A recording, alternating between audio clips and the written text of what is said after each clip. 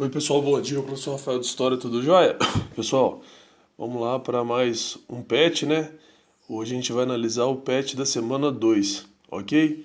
O tema é cidadania e o respeito às diferenças sociais, culturais e aos direitos humanos. Então vamos lá, como eu fiz das últimas vezes, venho fazendo, né? Eu vou ler, explicar, comentar, analisar tudo que é possível de ser feito para vocês poderem fazer mais tranquilo. Bom, então vamos seguir aqui.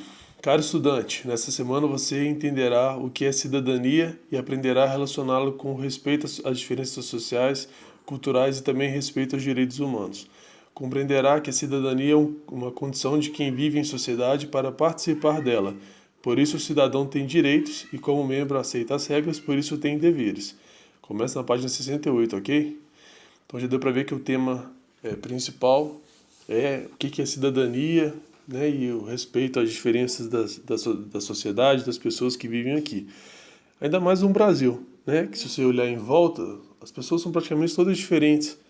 Né? Se a gente vai na Europa, a gente vê um padrãozinho. Né? Muitos países você vai lá, só vê gente branca do olho azul.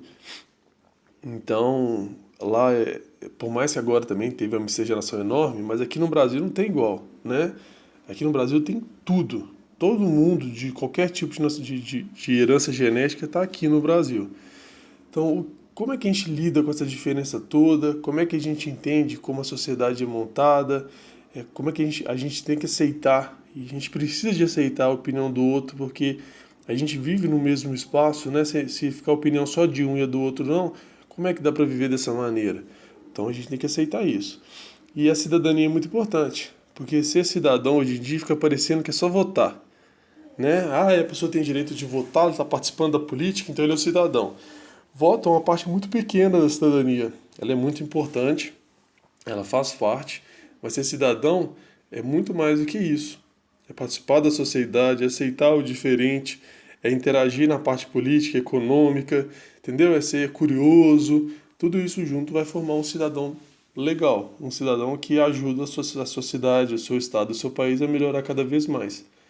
Seguindo, recapitulando, seguem abaixo esquemas para que você possa retomar as principais informações trabalhadas nessa semana.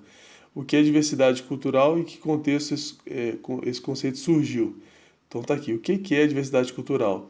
São os vários aspectos que representam particularmente as diferentes culturas, como a língua, as tradições, a culinária, a religião, os costumes, modelos de organização familiar e política. Então cada cultura, cada sociedade, cada cultura principalmente, né, tem um jeito de lidar com a sua linguagem, com as suas tradições, com a culinária e alimento, a comida, né? Cada país você pode ir conhecer vários países do mundo, cada sociedade, cada cultura tem um alimento diferente. Até mesmo dentro do Brasil, né? A gente pode ver que a alimentação do Nordeste, por exemplo, é diferente do pessoal do Sul, que é diferente do pessoal do Sudeste, ok? Seguindo.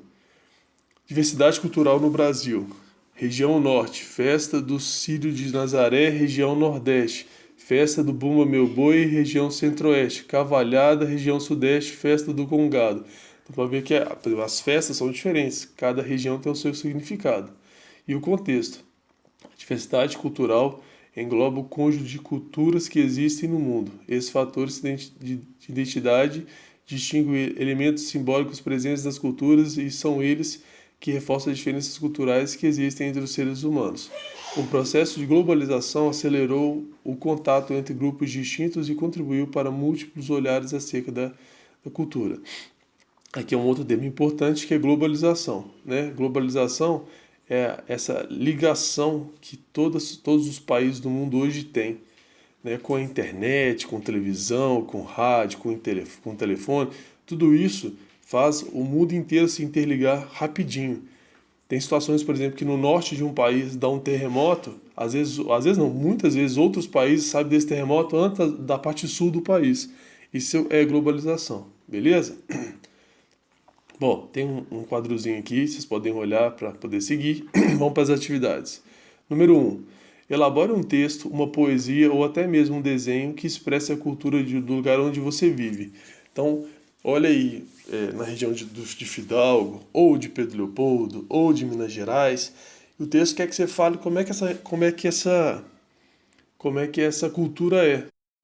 Então se você for falar de Fidalgo, ou falar de Pedro Leopoldo, ou falar de Minas Gerais, ou falar do Brasil, você vai falar como que é a alimentação, como que é a religião, tem uma religião só, tem várias religiões, como que são as famílias, como que é a cultura, como que você sabe como as coisas acontecem no mundo, se é pelo celular, se é pelo computador, se é pela boca a boca, né? Um conversando com o outro, Se é a vizinha que é fofoqueira, que sabe que você sabe da vida de todo mundo por causa da vizinha fofoqueira. entendeu? Então, tudo isso aí você vai escolher uma região e falar sobre como ela funciona. Tranquilo de fazer, né? Pode ser um texto, uma poesia ou até mesmo um desenho. 2. Apresente um caso concreto ocorrido em seu bairro, em sua cidade, ou que sejam de seu conhecimento, que indique a ocorrência de preconceito e discriminação contra a população negra ou indígena. Em seguida, apresente uma proposta de solução para esse problema. Então, a gente sabe que na sociedade, infelizmente, ainda existe a questão do preconceito, né? Aqui no Brasil, esse fardo maior é com a população negra e com a população indígena. Então, o que o texto está pedindo é, se você conheceu algum caso de preconceito com essas duas raças, por exemplo, conta como é que foi esse caso, o que que aconteceu, por que que isso é um preconceito, e no final você vai tentar apresentar uma solução para esse problema. Como é que você acha que a gente pode resolver não só esse problema que você vai apresentar aqui agora, algum caso de racismo, mas como que a gente pode resolver isso?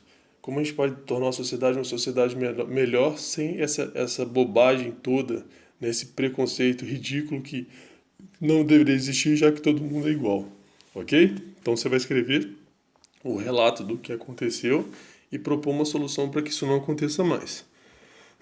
3. O combate ao racismo e suas consequências passa também pelas manifestações culturais que valorizam as práticas e os saberes da população negra e indígena. Então está dizendo que uma parte bacana do combate ao racismo é entender como são as práticas culturais das populações negras e indígenas. Pesquise sobre as diferentes manifestações e expressões artísticas que valorizam as culturas negras e indígenas. Em seguida, destaque como elas podem ajudar no combate ao racismo. Então você vai estudar, joga no Google aí mesmo, ou algum livro didático que você tem em casa, como que a cultura afrodescendente, né, dos negros, e a dos indígenas. E aí você vai escrever, escolhe uma das duas e escreve o que que é bacana nelas. O que que tem tão legal na cultura afro, que tem muita coisa bacana, né? A capoeira, a alimentação, ou a indígena, que tem as danças, também tem o estilo de alimentação, o estilo de vida deles. E aí você vai escrever isso aqui embaixo e vai mostrar como que isso pode combater o racismo, né? Já que tem tanta coisa bacana nessas duas culturas, alguma coisa disso com certeza vai ajudar a combater o racismo, beleza? Então tá feita a análise da semana 2, ok?